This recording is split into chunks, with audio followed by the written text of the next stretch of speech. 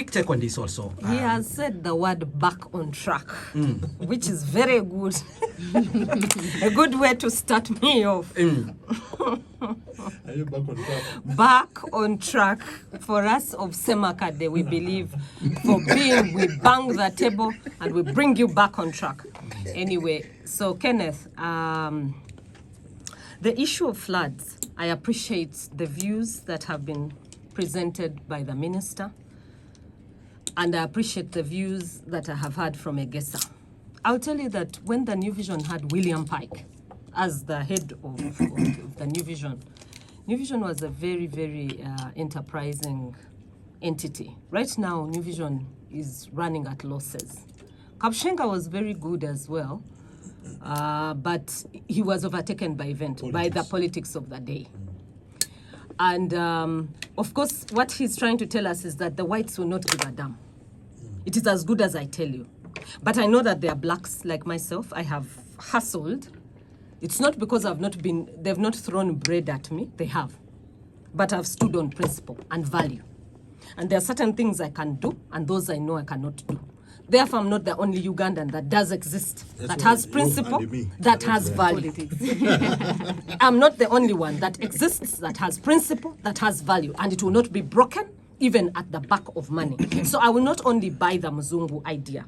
In terms of strategy, he might be right, because Rwanda did hire Tony Blair as its strategist to see the country grow. And of course, you've seen the strides that Rwanda has taken. No one can throw a polythene bag on the streets in Rwanda. You can't take a kavera into that country, not even when you're flying. The moment you enter their plane, they tell you if you have a polythene bag, leave it here in Uganda. It is as bad as that. So maybe in terms of strategy, we do need what he's talking about. But it does not mean we do not have men and women who are solid and have their principle.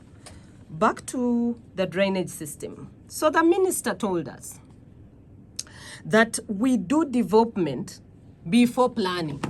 So after we've started on the development, then we begin to plan. That already tells you that we're a very disorganized lot. We do not know what we want as a society. So how dare you say you're going to develop when you have not set yourself a plan? How dare you say I'm going to set up an endowment plan, an endowment fund, without a financial strategy or without a strategy document? This document is what guides you on how you're going to move. And so, look at Lubiji. The water you saw today is coming from that Nachifubo channel. It's coming from the Lubiji. Lubiji, you didn't put any drainage there. The water cut off the whole of Nansana and it cut off this other side. Because it has nowhere to go. You can't cheat nature. Kenneth, you can't cheat nature. The moment there is water that is flowing, it must have a channel where it is flowing.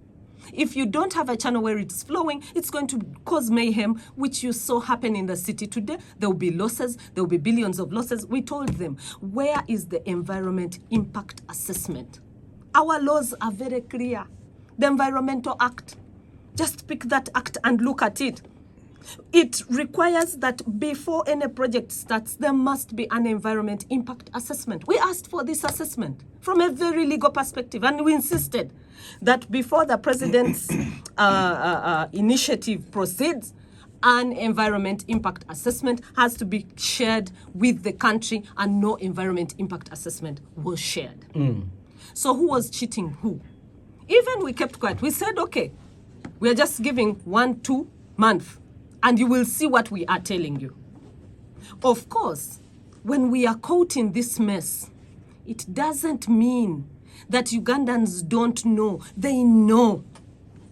They know what has to be done, but it has been ignored. It has not been done. And when my brother Egesa says we need to get back on track, that is why we shout every day on issues of governance. We talk issues of governance and have said until governance is resolved, until we get rid of this impunity, you know, this whole thing of self-aggrandizement, the question of I am so proud to do the wrong thing. What can you do to me? I have the power. I own it, I wield it, I am close to the president and I can call on him, I have shots with him so I can do what I want. That is what has sunk this country. And we're going to sink and sink and sink until one day, even in Kampala, you'll have nowhere to pass. These things, we say them passionately, not because we hate Uganda, but because we so badly love Uganda. And if Egasa's plan is what is going to work for us, so be it. Let Bazungu come back. After all, when they colonized us, we had roads. When they colonized us, we had some very well-structured plans like national housing, all these Bugolobi flats, and all good places that were here. Kololo was clean. We didn't have drainage filled with polythene bags. Our drainage are choking, Kenneth, choking on what? Polythene bags, but that doesn't need president. It even doesn't need my brother, Mr. Kabyanga. It doesn't need a minister. It needs a Ugandan who in his head knows the moment I throw this polythene bag, the moment I throw this bottle in this drainage system and the rain comes, the place is going to be flooded. So there are times when I blame the leaders, but there are times when it is us, the citizens, who have killed our own selves, and then we come here and begin to harp. Now we are in floods. But we know what to do. Can we go back to the basics? In the past, we used to have what they called Bulungi Bwansi. The Kingdom of Buganda promoted cleanness in Buganda, and Buganda was one of the most clean places. Mbale was a very clean town. It always won the award of a clean town. Go to Mbale right now. Africa. Go to Mbale and see the dust, see the rubbish, see the matoke, see everything. That is us. That is what we pride in. Why are we like this as a people? Why do we pride in doing the wrong things?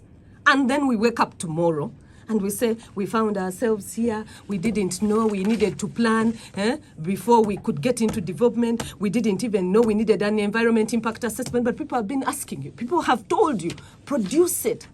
It is just a basic principle. If something has to be produced, produce it. If there is a process to be followed, follow the process. It does no harm. It improves the country. But the more we ignore systems, the more we ignore institutions, the more we ignore structured management of projects, the more we will sink ourselves in floods. So the question of Kampala is poor management. All right.